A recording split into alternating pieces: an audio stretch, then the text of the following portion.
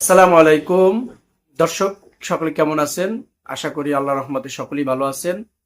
আমার পাশে বসা আছেন আম জনতা দলের অর্থ সম্পাদক মাওলানা তরিকুল ইসলাম।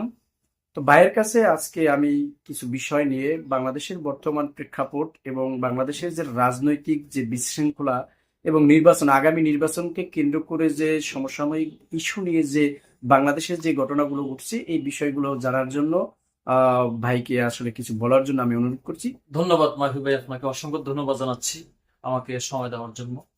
আসলে আপনারা লক্ষ্য করছেন 5ই আগস্টের পর থেকে আমরা যেভাবে প্রত্যেকটা রাজনৈতিক দলকে আমরা দেখছি যে বাংলাদেশকে বিশ্বের দরবারে কিভাবে উঁচু করা যায় এই লক্ষ্য নিয়ে একটা যে আমরা কাজ করার যে একটা প্রতিশ্রুতি বা আমাদের যে লক্ষ্য উদ্দেশ্য সেই জায়গায় কিন্তু আমরা দেখতে পাচ্ছি না।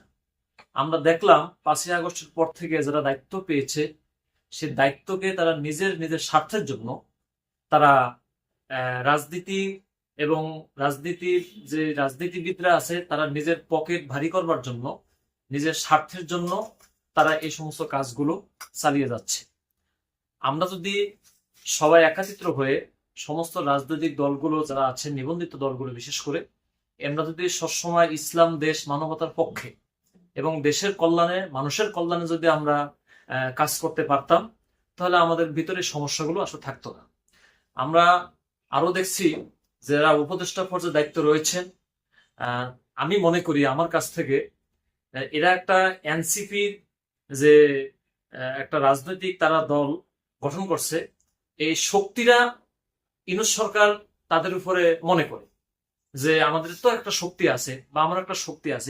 এককভাবে যে তারা এই চিন্তা বা স্বপ্ন যে দেখছে, এটা এই আশা আমরা তাদের কাছ থেকে করিনি।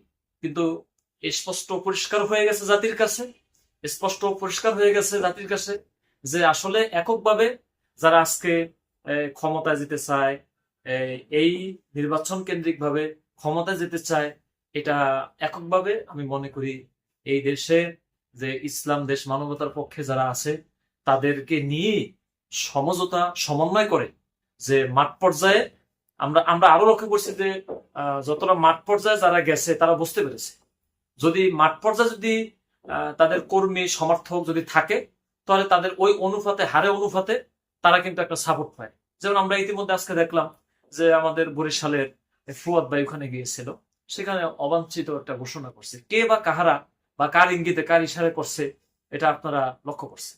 আর তারপরে আমি এটা মনে করি যে মানুষকে এইভাবে হ্যায় প্রতিপন্ন বা অবাঞ্ছনা বা এগুলো ঘোষণা করা আমি মনে করি ঠিক হয় না।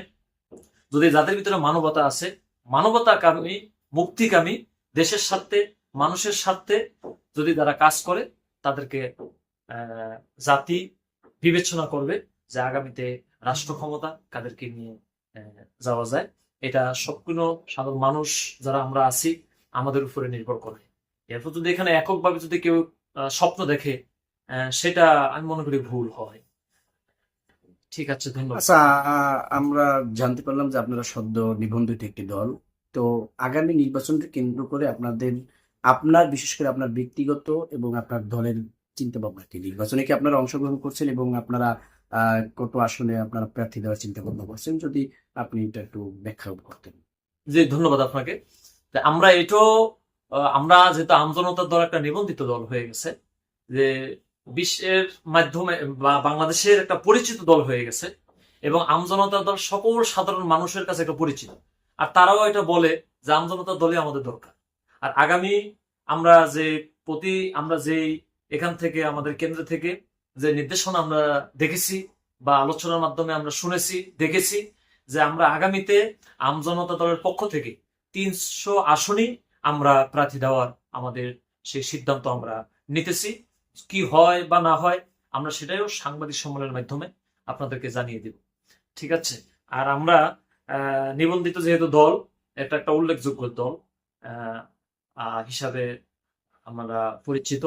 আর আরো পরিচিত হবে যখন আমরা একটা ওয়ার্ড পর্যায়ে, জেলা, থানা, ওয়ার্ড পর্যায়ে যখন যাব, মানুষের ধারে ধারে যখন এই আমজনতা দলের লিফলেট, আমজনতা দলের পরিচয় যখন মানুষের কাছে বলবো, তখন পরিষ্কার হয়ে যাবে যে আমজনতা দল কি চায়।